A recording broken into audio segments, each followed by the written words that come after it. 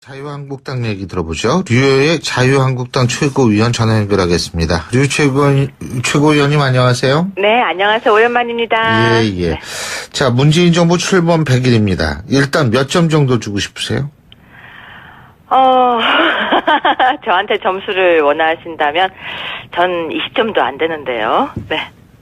아이고, 너무 박하죠? 예, 국민 지금 지지율은 80%가 넘는 것 같은데 20분 좀 주시면 네. 예. 이게 이유가 대화 뭐죠? 시작부터 조금 박하게 느껴지실 것 같은데요. 예. 국민 지지율 79%, 78% 이럴 때 저는 사실 좀 이상한 생각이 들어요. 왜냐면 저도 국민이고 제 주변도 다 국민인데 우리 주변에 있는 사람들에게는 왜 설문조사가 한 번도 오지 않았을까 이런 의문을 가지게 되거든요. 그래서 아무튼 저는 20점이라고 주겠습니다. 지금 제일 그래도 잘한 점을 꼽으신다면 어떤 거를 꼽으시겠어요? 잘한 걸 꼽는다면 아무래도 소통이죠. 네, 그런데 여기는 단서 조항이 있습니다. 예. 문재인 대통령을 지지하고 사랑하는 사람들과의 소통은 정말 100점이다. 그래서 어떻게 보면은 가장 주변에 있는 사람들에게 점수를 많이 받고 또 그 사람들에게 인정을 받고 또 그분들과 소통하고 그분들과 눈높이를 맞추는 건 정말 역대 최고다. 그건 인정하겠습니다. 근데 그건 반대로 못하고 있다라는 것도 되는 겁니까, 그게? 네. 제일 못하는 게 뭐냐라고 질문을 하신다면 소통이다. 그러니까 잘한 것과 못한 것이 동시에 소통이다. 네, 그렇습니다. 왜냐면 국민이라고 하면은 예. 여야 그리고 나를 뽑았던 41%도 국민, 나를 뽑지 않았던 59%도 국민인데 예. 59% 국민에 대한 눈높이는 아직 못 맞추고 있다. 아하. 정치란 것은 국민을 편안하게 하고 예. 사랑하고 그게 정치라고 생각을 하는데 네. 어느 한쪽 국민들은 불편해하고 힘들어하고 있고 또 어떤 경우라도 예. 대통령이 국민과 싸우는 건 저는 옳지 않은 모습이라고 보여집니다. 알겠습니다. 네, 그렇기 때문에 소통이 예. 잘한 것과 못한 것의 두 가지라고 보여집니다. 지금 여소야대 국면인데, 그죠? 네. 협치가 이제 필수적입니다. 누가 정권을 잡든 간에. 그죠? 네. 그런데 이제 사실 여당 같은 경우에도 물론 야당을 설득하는데 실패했다고는 하지만 야당도 선별적인 협조를 해야 되는 것 아니냐 이런 얘기도 많은데 이 부분은 어떻게 보십니까? 아니, 그 이야기를 지난 정부에 참 많이 했으면 좋았을 텐데 제가 기억하기로는 그 당시에도 야당에게 협조 좀 해라. 우리가 지금 경제가 나아지려면 협조를 하고 법안을 통과시켜야 된다라는 이야기가 제가 평론을 하던 시절에도 굉장히 많이 나오던 얘기거든요. 그때 야당에서 했던 말이 있습니다. 여당이 잘해야 협조를 한다라고 했는데요. 그런데 다시 정부가 바뀌어도 여야가 바뀌어도 그 멘트는 바뀌지 않는 것 같습니다. 여당이 잘해야 야당이 협조를 할 수 있을 것 같습니다. 여당이 잘해야 야당이 협조를 한다 이런 네. 말씀이시군요. 예. 또 한 가지는 뭐냐면 문재인 대통령이 광복절 경축사에서 1919년 건국을 공식화하지 않았습니까? 네. 하지만 자유한국당 혁신위원회도 이 선언문에서 네. 이 건국절 논란을 또 불러일으킨 것 아니겠습니까? 이런 부분은 어떻게 보세요? 저는 네. 그 부분에 대해서는 오히려 혁신위 이야기는 빼겠습니다. 왜요? 제가 제 이야기를 해야 되니까요. 예. 네, 혁신위와 저는 좀 다릅니다. 전 최고이고 혁신위는 혁신이고 좀 다르기 때문에 제 예. 이야기를 하는 게 더 맞는 것 같습니다. 예. 그런데 지금 문재인 대통령께서 그러니까 건국절에 대한 이야기를 하셨다기보다는 바로 우리나라의 시작을 1919년으로 가지고 가셨는데요. 저는 이 부분을 딱 이렇게 지적하고 싶습니다. 아이가 잉태되었을 때 그것이 정말 아이의 탄생인지 아니면 아이가 세상 밖으로 나왔을 때가 아이의 탄생인지 즉 출생일이 언제라고 보십니까? 바로 탄생했을 때죠. 그렇다고 하면 1919년은 어떻게 보면은 그 이념을 가져가는 거기 때문에 잉태라고 볼 수가 있습니다. 그래서 법적인 관념에서 볼 때 저는 오히려 우리가 이야기하고 있는 광복절이 오히려 건국절이 되는 것이 아닐까라는 생각을 가지고 있었거든요. 그렇기 때문에 대통령께서 굳이 그걸 이야기하기보다는 차라리 역사적인 문제로 돌려서 역사 학자들에게 다시 한번 논의의 장을 열어줬으면 좋았을 텐데라는 아쉬움이 좀 듭니다. 정치하기보다는 저는 오히려 역사로 풀어서 먼저 정치 쪽에서 받는 게 더 아름다운 모습이 예. 아니었을까. 그렇기 때문에 소통의 부재라고 이야기를 하는 겁니다. 자, 탈북 정책은 어떻게 보십니까? 대북 정책이요? 예. 아니 왜 하필이면 항상 미사일 쏠 때 휴가를 2번이나 가셨는지 이런 의문을 드리고 싶고요. 또 북한에 대한 너무 사랑이 이상하게 그 구애하는 모습이 자꾸 보여서 좀 더 당당한 모습으로 북한과의 이렇게 문재인 뭐 패싱 또는 문 패싱 또 코리아 패싱이라는 말이 사실은 조금 부끄럽게 들리기 때문에 당당하게 우리나라 대통령으로서 그 부분에 주도권을 좀 가졌으면 하는 아쉬움을 가지게 됩니다. 예, 한미동맹은 뭐 잘 돌아가고 있다고 보세요? 그렇게 보십니까? 저는 아니라고 봅니다. 전화를 몇 번 했느니 그게 중요한 게 아니라 뭔가 우리가 미국에서 배제되고 있는 모습은 어쩔 수가 없이 느껴지는 것은 아마 국민 모두의 마음일 거라고 생각합니다. 자, 자유한국당하고 바른정당 관계 설정은 앞으로 어떻게 해야 된다고 보십니까? 그 관계 설정을 저한테 물으신다면 저는 이런 이야기를 하고 싶습니다. 어쨌거나 우리가 모두가 협치를 하고 합치를 해야 된다는 생각에는 변함은 없습니다. 근데 어떻게 하느냐의 모습은 지도부에서 계속 가장 아름다운 모습을 만들어 가겠습니다. 그렇군요. 근데 이게 지금 하여간 바른정당, 자유한국당, 그러니까 좀 목소리가 다른 경우가 많아가지고 제가 여쭤봤는데. 네. 자, 100일을 맞은 문재인 정부. 어쨌든 문재인 정부가 성공하는 것이 대한민국에서 좋은 거 아니겠어요? 그죠? 그럼요. 예, 문재인 예. 정부가 성공하고 예. 정말 탄핵이라는 과정을 거쳐서 예. 탄생한 만큼 나머지 국민들도 있다는 거, 59%의 국민들의 마음에도 대통령으로 자리 잡기를 정말 부탁드리겠습니다. 예. 국민들이 다 바라보고 있습니다. 사랑하는 마음으로 국민들과 소통. 본인을 사랑하는 41%가 아닌 59%도 끌어안을 수 있는 넉넉한 대통령이 되기를 정말 꼭 이야기 드리고 싶습니다. 예를 들면 그렇게 하려면 어떻게 하죠? 우리 쪽으로도 한번 좀 와보시면 어떨까요? 사랑하는 우리 사람들이 쪽으로 있는 와보라는 소리가 무슨 말씀이세요? 아니 정말로요. 저희들과 함께 저희 자유한국당에 있는 최고위원들과도 한 번쯤은 이야기를 하려고 하는 모습. 그 모습이 나쁘진 않죠. 예. 그리고 제가 분명히 며칠 전에 대통령에게 질문을 던졌습니다. 예. 자유한국당 최고위원으로서 질문을 던지겠습니다. 혹시 당신은 인연에 의한 인사를 하는 게 아닌지요? 라고 했으면 딱 답 한 번 해주시는 모습 굉장히 보기 좋죠. 알겠습니다. 네. 예. 너무 많이 바랬나요? 아유, 별 말씀을 다 네. 하세요. 어쨌든 이 방송 많이 하셔가지고 이게 아주 딱딱 요점만 집어가지고 귀에 쏙쏙 들어왔습니다. 오늘 말씀 잘 들었습니다. 네, 고맙습니다. 감사합니다. 네. 예. 전 의원님 안녕하세요. 예, 안녕하십니까. 예. 이제 100일 됐어요. 그죠? 예, 그렇습니다. 감회가 남다르실 것 같아요. 예, 그렇습니다. 일단 그렇지만 이제 그 100일 동안의 국민적인 실제 지지율도 그렇고요. 80% 이상의 지지를 해주지 않고 되고 있지 않습니까? 그래서 문재인 대통령께서 준비된 대통령의 면모를 잘 보이면서 안정되게 필요한 일을 추진하고 있다고 생각을 하는데요.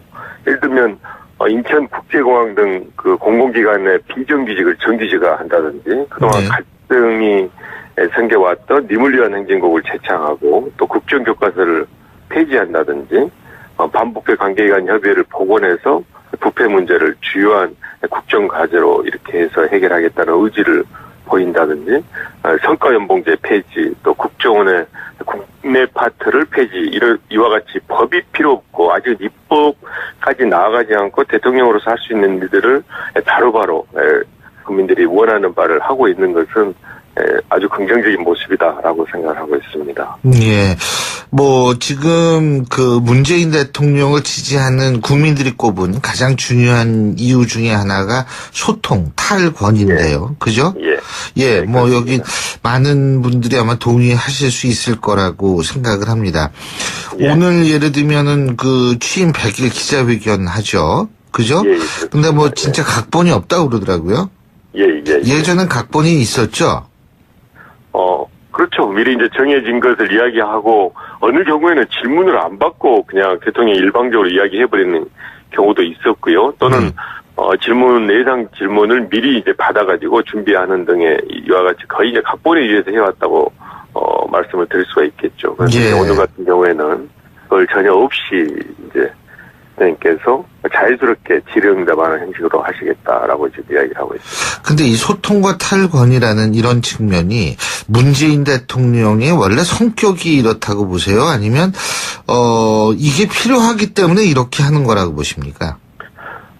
인위적으로 한 것은 전혀 아니고요. 저도 이제 오랜 기간 문재인 대통령을 모시고 또 함께 일을 이렇게 해왔지 않습니까? 하면서 쭉 보아오면 지금 보이고 있는 모습이 아주 자연스러운 평소 생활 방식이십니다. 예를 들면 어제도 세월호 가족분들을 만났을 때, 그러니까 대통령이 일방적으로 이야기하기보다는 한 분이라도 더 가족분들의 이야기를 들으려고 이제 예정된 시간을 초과해서 진행을 한다든지 또 가족분들의 그 아픔을 진정으로 느껴서 정말 이렇게 약간의 눈시울이 붉어지신다든지 이런 모습들은 평소 그 생활하던 수십 년간 생활하시던 그 생활 방식이 자연스럽게 표출된다고 생각하고요. 다만 이제 이 과정에서 국민분들께서 지지하시는 모습을 보면 이 대통령의 탈권위적인 모습이 일전에 노무현 전 대통령께서도 보였었습니다. 하지만 그때는 국민들이 좀 의아한다든지 낯설게 생각을 했었는데 그런 쭉 모습들이 이제 쭉 이렇게 이어오면서 이제 대통령의 이런 모습도 이제 필요하고 또 자연스럽게 받아들일 수가 있겠다라는 이제 국민들의 인식이 또한 문재인 대통령의 그 탈권위적인 모습을 긍정적으로 볼 수도 있는 밑바탕이 되지 않았나 또 생각을 합니다.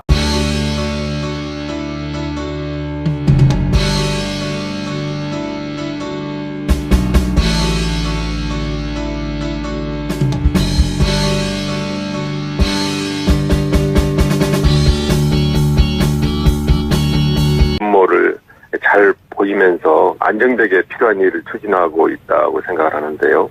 예를 들면 인천국제공항 등 그 공공기관의 비정규직을 정규직화 한다든지 그동안 갈등이 생겨왔던 니물리안 행진곡을 재창하고 또 국정교과서를 폐지한다든지 반부패 관계기관 협의회를 복원해서 부패 문제를 주요한 국정과제로 이렇게 해서 해결하겠다는 의지를 보인다든지 성과연봉제 폐지 또 국정원의 국내 파트를 폐지 이와 같이 법이 필요 없고 아직 입법까지 나아가지 않고 대통령으로서 할 수 있는 일들을 바로바로 국민들이 원하는 바를 하고 있는 것은 아주 긍정적인 모습이다라고 생각을 하고 있습니다. 예. 지금 그 문재인 대통령을 지지하는 국민들이 꼽은 가장 중요한 이유 중에 하나가 소통, 탈권인데요. 그죠? 예. 여기 많은 분들이 아마 동의하실 수 있을 거라고 생각을 합니다. 오늘 예를 들면은 그 취임 100일 기자회견 하죠. 그죠? 근데 진짜 각본이 없다고 그러더라고요. 예전엔 각본이 있었죠? 그렇죠. 미리 이제 정해진 것을 이야기하고 어느 경우에는 질문을 안 받고 그냥 대통령이 일방적으로 이야기해버리는 경우도 있었고요. 또는 예상 질문을 미리 이제 받아가지고 준비하는 등의 이와 같이 거의 이제 각본에 의해서 해왔다고 말씀을 드릴 수가 있겠죠. 그래서 오늘 같은 경우에는 그걸 전혀 없이 이제 대통령께서 자연스럽게 질의응답하는 형식으로 하시겠다라고 지금 이야기를 하고 있습니다. 근데 이 소통과 탈권이라는 이런 측면이 문재인 대통령의 원래 성격이 이렇다고 보세요? 아니면 이게 필요하기 때문에 이렇게 하는 거라고 보십니까? 인위적으로 한 것은 전혀 아니고요. 저도 이제 오랜 기간 문재인 대통령을 모시고 또 함께 일을 이렇게 해왔지 않습니까? 하면서 쭉 자유한국당 얘기 들어보죠. 류호의 자유한국당 최고위원 전화 연결하겠습니다. 류 최고위원님 안녕하세요. 네, 안녕하세요. 오랜만입니다. 예. 네. 자, 문재인 정부 출범 100일입니다. 일단 몇 점 정도 주고 싶으세요? 저한테 점수를 원하신다면 전 20점도 안 되는데요. 네. 아이고, 너무 박하죠? 국민 지금 지지율은 80%가 넘는 것 같은데 20점 좀 주시면 이게 대화 뭐죠? 시작부터 조금 박하게 느껴지실 것 같은데요. 국민 지지율 79%, 78% 이럴 때 저는 사실 좀 이상한 생각이 들어요. 왜냐면 저도 국민이고 제 주변도 다 국민인데 우리 주변에 있는 사람들에게는 왜 설문조사가 한 번도 오지 않았을까 이런 의문을 가지게 되거든요. 그래서 아무튼 저는 20점이라고 주겠습니다. 지금 제일 그래도 잘한 점을 꼽으신다면 어떤 거를 꼽으시겠어요? 잘한 걸 꼽는다면 아무래도 소통이죠. 네, 그런데 여기는 단서 조항이 있습니다. 예. 문재인 대통령을 지지하고 사랑하는 사람들과의 소통은 정말 100점이다. 그래서 어떻게 보면은 가장 주변에 있는 사람들에게 점수를 많이 받고 또 그 사람들에게 인정을 받고 또 그분들과 소통하고 그분들과 눈높이를 맞추는 건 정말 역대 최고다. 그건 인정하겠습니다. 근데 그건 반대로 못하고 있다라는 것도 되는 겁니까, 그게? 네. 제일 못하는 게 뭐냐라고 질문을 하신다면 소통이다. 그러니까 잘한 것과 못한 것이 동시에 소통이다. 네, 그렇습니다. 왜냐면 국민이라고 하면은 여야 그리고 나를 뽑았던 41%도 국민, 나를 뽑지 않았던 59%도 국민인데 59% 국민에 대한 눈높이는 아직 못 맞추고 있다. 아하. 정치란 것은 국민을 편안하게 하고 1919년으로 가지고 가셨는데요. 저는 이 부분을 딱 이렇게 지적하고 싶습니다. 아이가 잉태되었을 때 그것이 정말 아이의 탄생인지 아니면 아이가 세상 밖으로 나왔을 때가 아이의 탄생인지 즉 출생일이 언제라고 보십니까? 바로 탄생했을 때죠.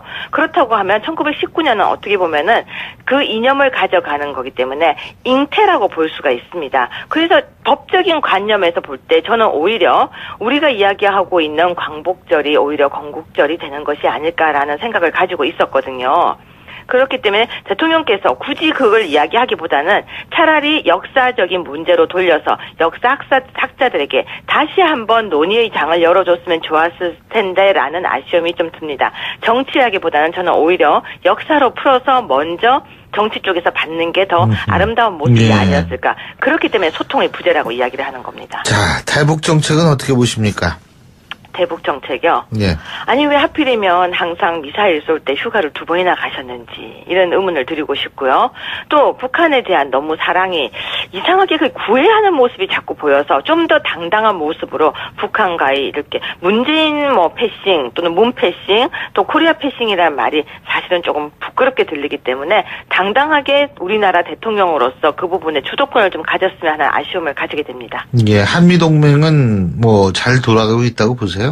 그렇게 보십니까? 저는 아니라고 봅니다. 전화를 몇 번 했느니 그게 중요한 게 아니라 뭔가 우리가 미국에서 배제되고 있는 모습은 어쩔 수가 없이 느껴지는 것은 아마 국민 모두의 마음일 거라고 생각합니다. 자, 자유한국당하고 바른정당 관계 설정은 앞으로 어떻게 해야 된다고 보십니까? 그 관계 설정을 저한테 물으신다면 저는 이런 이야기를 하고 싶습니다. 어쨌거나 우리가 모두가 협치를 하고 합치를 해야 된다는 생각에는 변함은 없습니다. 근데 어떻게 하느냐의 모습은 지도부에 사랑하는 거 그게 정치라고 생각을 하는데 어느 한쪽 국민들은 불편해하고 힘들어하고 있고 또 어떤 경우라도 대통령이 국민과 싸우는 건 저는 옳지 않은 모습이라고 보여집니다. 알겠습니다. 네, 그렇기 때문에 소통이 잘한 것과 못한 것의 두 가지라고 보여집니다. 지금 여소야대 국면인데, 그죠? 협치가 이제 필수적입니다. 누가 정권을 잡든 간에, 그죠? 그런데 이제 사실 여당 같은 경우에도 물론 야당을 설득하는데 실패했다고는 하지만 야당도 선별적인 협조를 해야 되는 것 아니냐 이런 얘기도 많은데 이 부분은 어떻게 보십니까? 아니, 그 이야기를 지난 정부에 참 많이 했으면 좋았을 텐데 제가 기억하기로는 그 당시에도 야당에게 협조 좀 해라. 우리가 지금 경제가 나아지려면 협조를 하고 법안을 통과시켜야 된다라는 이야기가 제가 평론을 하던 시절에도 굉장히 많이 나오던 얘기거든요. 그때 야당에서 했던 말이 있습니다. 여당이 잘해야 협조를 한다라고 했는데요.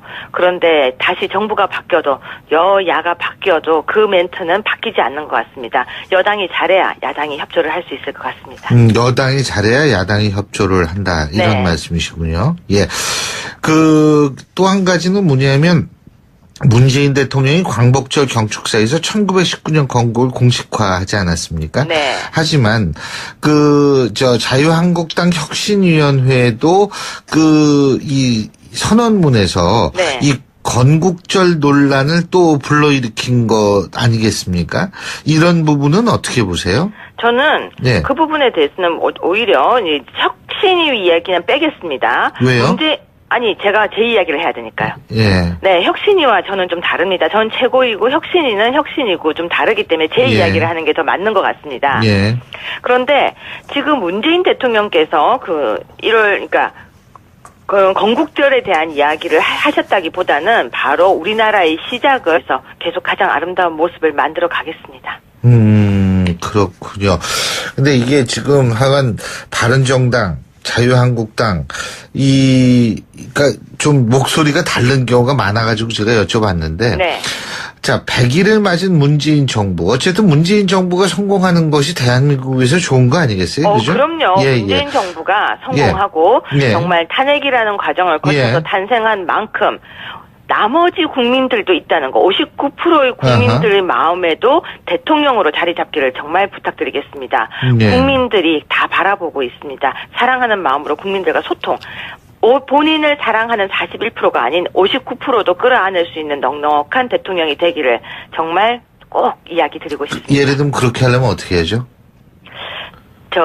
우리 쪽으로도 한번 좀 와보시면 어떨까요? 사랑하는 우리 쪽으로 와보라는 소리가 무슨 말씀이세요? 아니, 정말로요. 저희들과 함께, 저희 자유한국당에 있는 최고위원들과도 한 번쯤은 이야기를 하려고 하는 모습.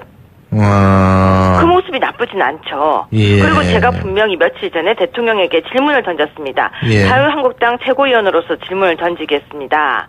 혹시 당신은 인연에 의한 인사를 하는 게 아닌지요라고 했으면 딱 답 한번 해주시는 모습 굉장히 보기 좋죠. 알겠습니다. 네. 너무 많이 바랬나요? 아유, 별 말씀을 다 하세요. 어쨌든 이 방송 많이 하셔가지고 이게 아주 딱딱 요점만 집어가지고 귀에 쏙쏙 들어왔습니다. 오늘 말씀 잘 들었습니다. 네, 고맙습니다. 감사합니다. 네. 전 의원님 안녕하세요. 예, 안녕하십니까. 이제 100일 됐어요. 그죠? 예, 그렇습니다. 감회가 남다르실 것 같아요. 예, 그렇습니다. 일단 그렇지만 이제 그 100일 동안의 국민적인 실제 지지율도 그렇고요. 80% 이상의 지지를 해주지 않고 되고 있지 않습니까? 그래서 문재인 대통령께서 준비된 대통령의